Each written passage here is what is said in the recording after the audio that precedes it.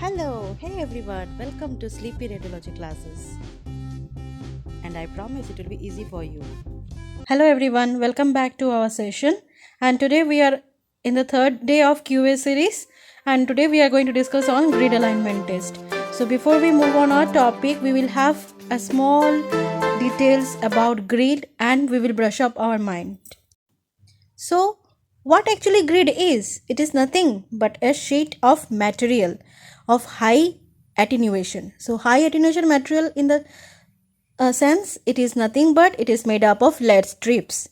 Okay, and in between the lead strips there is an interspace, and that interspace is made up of, you can see here, there is an interspace and it is made up of low attenuation material. It may be carbon, organic materials, or any kind of aluminum.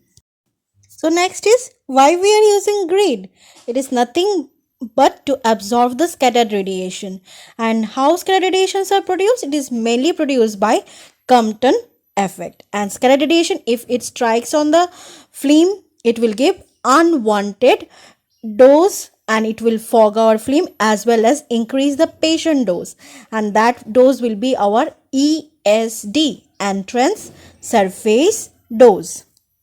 So you can see these are the lead strips, and for per centimeter we can have at least 20 to 60 strips, but it will be better if we are using interspace made up of aluminum because that gives us a good quality and contrast of image. And mainly in diagnostic we are using as a range of 40 strips per centimeter. And last is the dimension. So when we talk about the dimension, it is 18 into 24, 24 into 30, 30 into 40, 35 into 35. And lastly 35 into 45, and all these are measured in centimeter. So we have grid ratios within the range of 4:1, 6:1, 8:1, 10:1 and 12:1. So for 1 meter distance it's advisable to use a strip in the ratio of 10:1. So when we say about 10:1, what does it mean? It means that the height of the lead is 10 times and the space in between them, means between the two lines, will be 1 centimeter. So I hope it is clear now.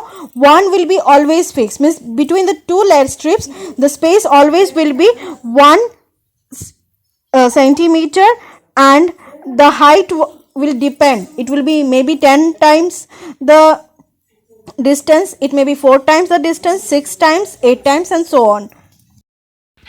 Next we move on which examinations we require grid. So mainly we have to use grid where there is high KV studies like abdomen, skull, spine, but we will not use grid on CS spine.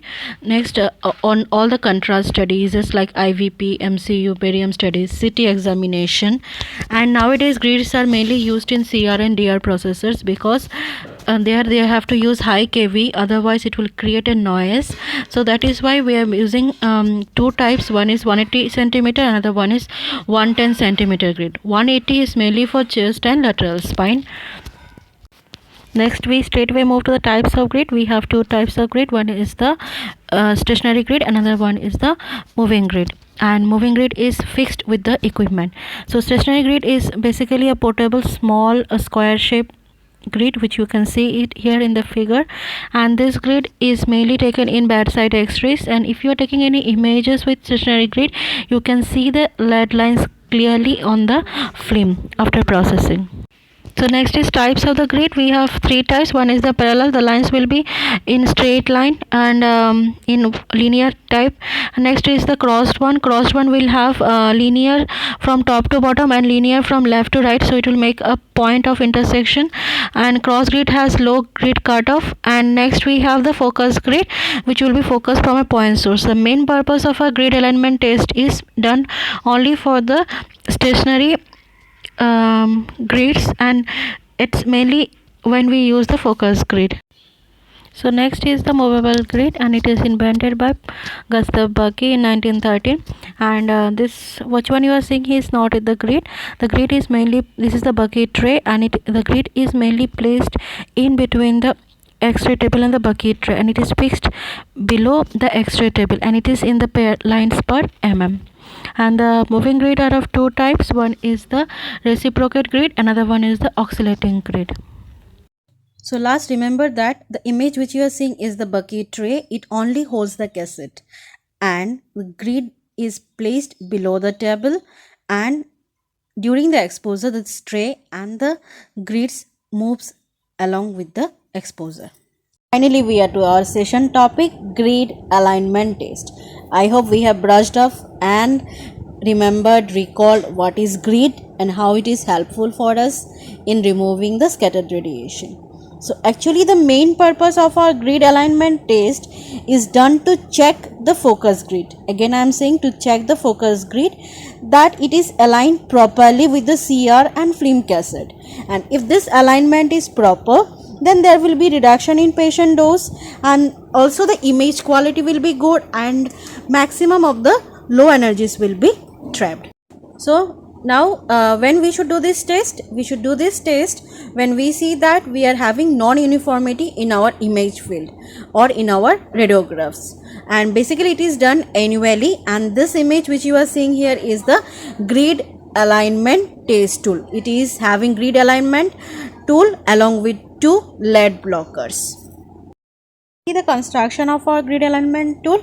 So you have seen that it has 5 holes, larger holes, and small 3 holes. So let's know, and this entire tool is made up of lead so that it will block the radiation, and the small holes are in the sizes of 0.062 inches and the large ones are 0.375 inches. So slowly we are moving to our grid alignment tool. The first thing is we will adjust the height to 100 centimeter.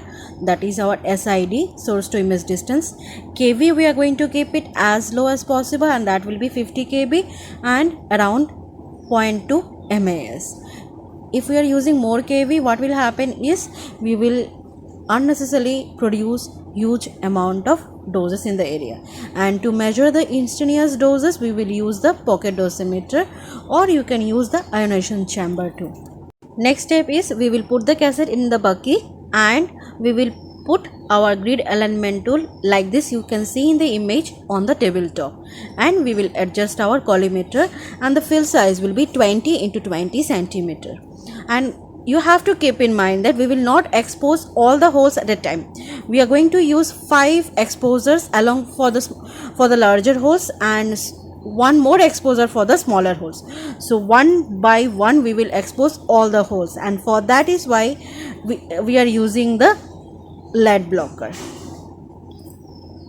So you can see here in the image that we have placed the grid alignment tool. Next, on the first hole we have capped it open, and finally we covered all the sides with the lead blocker. Simultaneously we will cover all the big holes one after one exposure, and we'll check the uniformity of the film.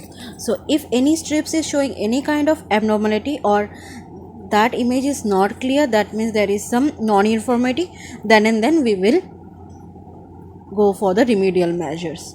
So I hope that you all know the purpose of lead blocker is to block the radiation. Here you can see the small holes. Once we complete all the 5 holes, we will expose the small holes at a single time, and once we complete all the big holes and small holes, we will just move to the processing area.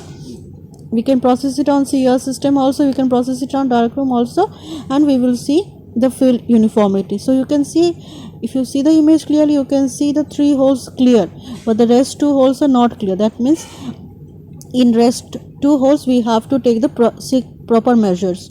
And see this image, all the holes are clear. That means our grid alignment test tool is okay. So this was all about our grid alignment test tool. We have brushed up with grid, we know how to do the test, and this should be our images. So if you have liked our session, please do share more to your friends, and it will be an easy task now to do the grid alignment test. You can check the uniformity and next session we are moving with the focal spot. So keep watching, keep sharing and keep liking, and last, do subscribe. So thank you all for your kind patience and hearing. So if you have any queries, put on the comment box, and this was Sarvari with you in the grid alignment session. Thank you.